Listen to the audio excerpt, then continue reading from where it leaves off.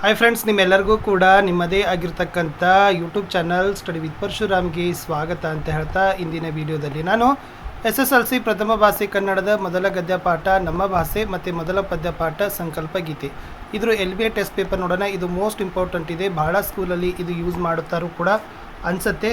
ಅದು ಯೂಸ್ ಮಾಡದೇ ಇದ್ರೂ ಕೂಡ ನಿಮಗೆ ಪ್ರಶ್ನೆಗಳಾದರೂ ಖಂಡಿತವಾಗಿ ಏನಾಗ್ತವಪ್ಪ ಅಂದರೆ ಸಿಗ್ತವೆ.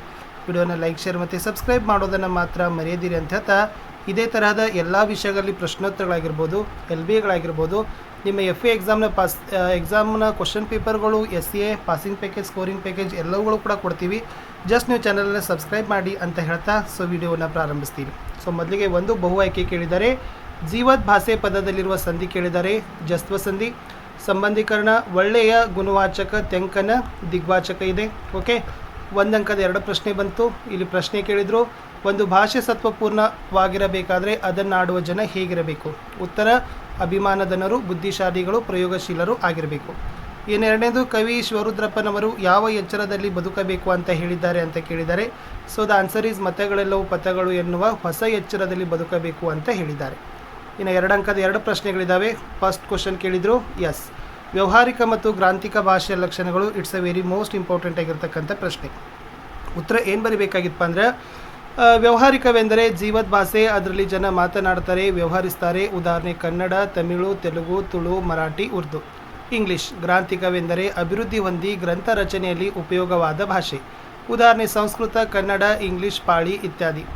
ಎಲ್ಲ ವ್ಯಾವಹಾರಿಕ ಭಾಷೆಗಳು ಗ್ರಾಂಥಿಕವಾಗಬೇಕಿಲ್ಲ. ತುಳು ಒಂದು ವ್ಯಾವಹಾರಿಕ ಭಾಷೆ, ಆದರೆ ಅದು ಗ್ರಾಂಥಿಕ ಭಾಷೆಯಲ್ಲ. ಹಾಗೆಯೇ ಎಲ್ಲ ಗ್ರಾಂಥಿಕ ಭಾಷೆಗಳು ಇಂದು ವ್ಯಾವಹಾರಿಕವಾಗಿ ಇರೋದಿಲ್ಲ. ದೇವಭಾಷೆ ಎನಿಸಿಕೊಂಡ ಸಂಸ್ಕೃತ ಸರ್ವ ಸಂಪನ್ನತೆಯಿಂದ ಕೂಡಿದ ಗ್ರಾಂಥಿಕ ಭಾಷೆಯಾಗಿದೆ. ಆದರೆ ಇಂದು ಯಾವೊಂದು ಪ್ರದೇಶದಲ್ಲಿಯೂ ಅದು ವ್ಯಾವಹಾರಿಕ ಭಾಷೆಯಾಗಿರೋದಿಲ್ಲ ಅಂತ ಬರೆದ್ರೆ ಸಾಕು. ಇನ್ನೊಂದು ಪ್ರಶ್ನೆ ಇದೆ ನೋಡಿ ಇಲ್ಲಿ, ಹಡಗನ್ನು ಯಾವುದರ ಬೆಳಕಿನಲ್ಲಿ ಮುನ್ನಡೆಸಬೇಕೆಂದು ಶಿವರುದ್ರಪ್ಪನವರ ಅಭಿಪ್ರಾಯ ಅಂತ ಕೇಳಿದರೆ, ಅದನ್ನು ನೀವು ಏನು ಮಾಡಬೇಕಪ್ಪ ಅಂದರೆ ಪ್ರಿಪೇರ್ ಮಾಡಿ. ಇನ್ನು GS ಶಿವರುದ್ರಪ್ಪ ಅವರ ಪರಿಚಯ ಕೇಳಿದ್ದಾರೆ. ಜಸ್ಟ್ ಕಾಲ 1926, ಸ್ಥಳ ಶಿಕಾರಿಪುರ, ಕೃತಿಗಳು ಸಾಮಗಾನ, ಚಲುವಲುವು, ದೇವಶಿಲ್ಪ, ದೀಪದ ಹೆಜ್ಜೆ, ಅನಾವರಣ ಅಂತ ಬರ್ತದೆ. ಇನ್ನು ಪ್ರಶಸ್ತಿಗಳನ್ನು ನೋಡೋದಾದರೆ, ಕೇಂದ್ರ ಸಾಹಿತ್ಯ ಅಕಾಡೆಮಿ ಪ್ರಶಸ್ತಿ ಕಾವ್ಯಾರ್ಥ ಚಿಂತನೆಗೆ ಸಿಕ್ಕಿದೆ. ಇವರಿಗೆ ರಾಷ್ಟ್ರಕವಿ ಪಂಪ ಪ್ರಶಸ್ತಿ ಕೂಡ ಏನಾಗದಪ್ಪ ಅಂದರೆ ಸಿಕ್ಕಿರೋದು.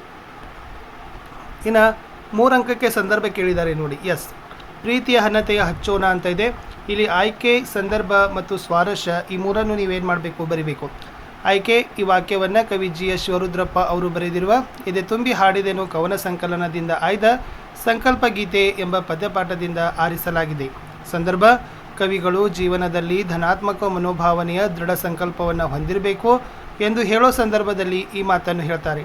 ಸ್ವಾರಸ್ಯ, ನಾವು ಜೀವನದಲ್ಲಿ ಪ್ರೀತಿಯ ದೀಪವನ್ನು ಹಚ್ಚುವ ಸಂಕಲ್ಪ ಕೈಗೊಳ್ಳುವುದರಿಂದ ದ್ವೇಷರಹಿತ ಸಮಾಜ ನಿರ್ಮಾಣ ಮಾಡಬಹುದು ಎಂದು ಕವಿಗಳು ಸ್ವಾರಸ್ಯಪೂರ್ಣವಾಗಿ ತಮ್ಮ ಭಾವನೆಯನ್ನು ಸೂಚಿಸ್ತಾರೆ. ಇನ್ನು ಪದ್ಯ ಇದೆ. ಮುಖ್ಯವಾಗಿ 2 ಪದ್ಯ ಇದ್ದಾವೆ, 2ನ್ನು ಬಹೆಟ್ ಮಾಡಿ. ಕಲುಷಿತವಾದಿ ನದಿ ಜಲಗಳಿಗೆ ಮುಂಗಾರಿನ ಮಳೆಯಾಗೋಣ, ಬರಡಾಗಿರುವಿ ಕಾಡು ಮೇಡುಗಳ ವಸಂತವಾಗುತ್ತ ಮುಟ್ಟೋಣ. ಇನ್ನೊಂದಿತ್ತು, ಮತಗಳೆಲ್ಲವೂ ಪಥಗಳು ಎನ್ನುವ ಹೊಸ ಎಚ್ಚರದಳು ಬದುಕೋಣ, ಭಯ ಸಂಶಯದಳು ಕಂದಿದ ಕಣ್ಣೋಳು ನಾಳಿನ ಕನಸನ್ನು ಬಿತ್ತೋಣ ಅಂತ ಇತ್ತು. ಇನ್ನು ಲಾಸ್ಟ್ ನಿಮಗೆ ಲಾಂಗ್ ಕ್ವಶನ್ ಆನ್ಸರಲ್ಲಿ ನಮ್ಮ ಭಾಷೆದು 2 ಪ್ರಶ್ನೆಗಳಿದ್ದಾವೆ. ಅದರಲ್ಲಿ ಫಸ್ಟ್ ಕೇಳಿದರು, ಭಾಷೆ ಸತ್ವಪೂರ್ಣವಾಗಿ ವಿಕಾಸಗೊಳ್ಳೋದು ಯಾವಾಗ ಅಂತಕ್ಕದ್ದನ್ನು ಕೇಳಿದ್ದಾರೆ. ಎಸ್, ಇಲ್ಲಿ ಭಾಷೆ ಸತ್ವಪೂರ್ಣವಾಗಿ ವಿಕಾಸಗೊಳ್ಳೋದು ಯಾವಾಗ ಅಂತಕ್ಕಂಥ ಪ್ರಶ್ನೆ ಬಂದರೆ ಇದಕ್ಕೆ ಏನು ಉತ್ತರ ನೀವು ಬರೀಬೇಕಾಗಿತ್ತಪ್ಪ ಅಂತಂದರೆ, ಒಂದು ಭಾಷೆ ಸತ್ವಪೂರ್ಣವಾಗಿ ವಿಕಾಸವಾಗಬೇಕಾದರೆ ಅದನ್ನಾಡುವ ಜನ ಅಭಿಮಾನಧನರು, ಬುದ್ಧಿಶಾಲಿಗಳು ಆಗಿರಬೇಕು, ಪ್ರಯೋಗಶೀಲರು. ಉದಾಹರಣೆ 4-5 ಶತಮಾನಗಳ ಹಿಂದೆ ಆಂಗ್ಲ ಭಾಷೆ ಯುರೋಪಿನ ಸಾಮಾನ್ಯ ಭಾಷೆಗಳಲ್ಲಿ ಒಂದಾಗಿತ್ತು. ಇಂದು ಪ್ರಪಂಚದ ದೊಡ್ಡ ಭಾಷೆಗಳಲ್ಲಿ ಒಂದಾಗಿದೆ. ಇದಕ್ಕೆಲ್ಲ ಕಾರಣ ಆಂಗ್ಲ ಜನರ ಸಂಕಲ್ಪ, ಭಾಷಾ ಕೃಷಿ ಕಾರಣವೆಂದು ಹೇಳಬಹುದು. ಆಂಗ್ಲ ಜನರು ಸಾಹಸ ಜೀವಿಗಳು, ಬುದ್ಧಿಶಾಲಿಗಳಾಗಿದ್ದರು. ದೇಶ ವಿದೇಶಗಳ ಭಾಷೆ ಹಾಗೂ ಸಾಹಿತ್ಯ ಸಂಸ್ಕೃತಿಯನ್ನು ಮುಕ್ತ ಮನಸ್ಸಿನಿಂದ ಅಭ್ಯಸಿಸಿದರು. ಈ ಮೂಲಕ ತಮ್ಮ ಭಾಷೆ ಮತ್ತು ಸಾಹಿತ್ಯವನ್ನು ಹಿಗ್ಗಿಸಿದರು, ಅರಳಿಸಿದರು. ಎಲ್ಲಕ್ಕೂ ಮೇಲಾಗಿ ಅಲ್ಲಿನ ಮಹಾಮೇಧಾವಿಗಳು ತಮ್ಮ ಆಸೆ, ಆಕಾಂಕ್ಷೆ, ವಿಚಾರ ಮುಂತಾದವುಗಳನ್ನು ಆಂಗ್ಲ ಭಾಷೆಯ ಮುಖಾಂತರವಾಗಿ ಹೇಳಬೇಕೆಂಬ ಉಜ್ವಲ ಅಭಿಮಾನ ಉಳ್ಳವರು ಆಗಿದ್ದರು. ವಿಜ್ಞಾನಿಗಳು, ರಾಜಕಾರಣಿಗಳು, ಅರ್ಥಶಾಸ್ತ್ರಜ್ಞರು ಹೀಗೆ ಎಲ್ಲರೂ ತಮ್ಮ ಭಾಷೆಯನ್ನೇ ಬಳಸಿದುದರ ಪರಿಣಾಮವಾಗಿ ಅವರ ಭಾಷೆ ಸತ್ವಪೂರ್ಣವಾಗಿ ವಿಕಾಸಗೊಂಡಿತು. ಹಾಗೆಯೇ ನೆರೆಹೊರೆಯ ಭಾಷೆಗಳನ್ನು ದ್ವೇಷಿಸದೆ ನಮ್ಮ ಭಾಷೆಗಳನ್ನು ಗೌರವಿಸಿ, ಪ್ರೀತಿಸಿ, ಅಭಿವೃದ್ಧಿಗೊಳಿಸಬೇಕು. ನೆರೆಹೊರೆಯ ಭಾಷೆಗಳಲ್ಲಿ ಕೊಡುಗೆ ವ್ಯವಹಾರ ನಡೆಯುತ್ತದೆ, ನಡೆಯಲೇಬೇಕು. ಅದು ಸಜೀವ ಭಾಷೆಯ ಲಕ್ಷಣ. ಆದರೆ ಸ್ವೀಕರಿಸುವಾಗ ತನ್ನತನವನ್ನು ಕಳೆದುಕೊಳ್ಳದಂತೆ ಕಾಪಾಡಿಕೊಳ್ಳಬೇಕು. ಸ್ವಾಭಾವಿಕವಾಗಿ ಗಡಿ ಜನರ ವ್ಯವಹಾರ ಸಂಪರ್ಕಗಳಿಂದ ನೆರೆಮಾತುಗಳಲ್ಲಿ ಕೊಡುಕೊಡುಗೆ ನಡೆಯುತ್ತಲೇ ಇದೆ. ಅದರ ನೇರ ನುಡಿಗಳು ಪರಸ್ಪರ ಎರವುಗಳಿಂದ ಅಭಿವೃದ್ಧಿ ಹೊಂದಿ ಭಾಷೆ ಸತ್ವಪೂರ್ಣವಾಗಿ ವಿಕಾಸವಾಗಲು ಸಾಧ್ಯವಾಗ್ತದೆ ಅಂತ ಬರೆದ್ರೆ ಸಾಕು. ಇನ್ನೊಂದು ಪ್ರಶ್ನೆ ಬಹೆಟ್ ಮಾಡಿ, ಕನ್ನಡ ಭಾಷೆ ಸಮೃದ್ಧವಾಗಿ ರೂಪುಗೊಂಡ ಬಗೆ ಹೇಗೆ ಅಂತ ಕೂಡ ಇದು ಕೂಡ ಮೋಸ್ಟ್ ಇಂಪಾರ್ಟೆಂಟ್ ಆಗಿರ್ತಕ್ಕಂಥ ಪ್ರಶ್ನೆ. ಇದಕ್ಕೆ ಬರೀತಕ್ಕಂಥ ಉತ್ತರ ಏನಿತ್ತಾಗಿತ್ತಪ್ಪ ಅಂತಂದರೆ ಕನ್ನಡ ಭಾಷೆಗೆ ಪ್ರಾಚೀನ ಕಾಲದಿಂದಲೂ ಸಂಸ್ಕೃತ ಭಾಷೆಯ ಪೋಷಣೆ ದೊರೆಯುತ್ತಾ ಬಂದಿದೆ.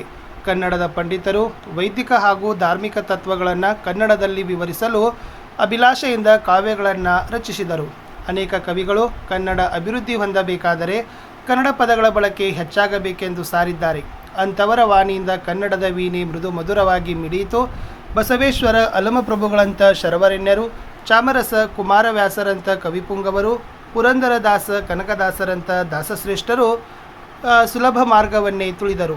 ತಮ್ಮ ತಮ್ಮ ಅನುಭವ ಸಾರವನ್ನು ಸುಂದರವೂ ಸಹಜವೂ ಆದ ಮಾತುಗಳಿಂದ ಹೃದಯ ಮುಟ್ಟುವಂತೆ ಅಭಿವ್ಯಕ್ತಪಡಿಸಿದರು. ಹೀಗೆ ಕನ್ನಡ ಭಾಷೆ ಹದಗೊಂಡಿರುವುದರಿಂದ ಅದು ಸುಲಿದ ಬಾಳೆಯ ಹಣ್ಣಿನಂತೆ, ಸಿಗುರು ತೆಗೆದ ಕಬ್ಬಿನಂತೆ, ಉಷ್ಣ ಅಳಿದ ಹಾಲಿನಂತೆ ಸುಲಭವೂ ರುಚಿಯುಳ್ಳದ್ದು ಆಗಿದೆ ಅಂತ ಬರೆದ್ರೆ ಸಾಕು. ಇನ್ನು ಸೆಕೆಂಡ್ ಪ್ಯಾರಾಗ್ರಾಫಲ್ಲಿ ಏನು ಬರೀಬೇಕಂದ್ರೆ, ಸಂಸ್ಕೃತ ಪ್ರಾಕೃತ ಭಾಷೆಗಳಿಂದ ಅನೇಕ ಶಬ್ದಗಳನ್ನು ಕನ್ನಡ ತನ್ನಲ್ಲಿ ಅಳವಡಿಸಿಕೊಂಡಿದೆ. ಮಹಮ್ಮದಿಯರ ಆಳ್ವಿಕೆಯ ಅವಧಿಯಲ್ಲಿ ಪರ್ಷಿಯನ್ ಭಾಷೆಯಿಂದ ಅನೇಕ ಶಬ್ದಗಳು ಕನ್ನಡಕ್ಕೆ ಬಂದಿವೆ. ಅಸಂಖ್ಯಾತ ಇಂಗ್ಲಿಷ್ ಶಬ್ದಗಳು ಕನ್ನಡದ ಉಡುಪನ್ನು ಧರಿಸಿ ಒಳಗೆ ಬಂದು ಬಿಟ್ಟಿವೆ.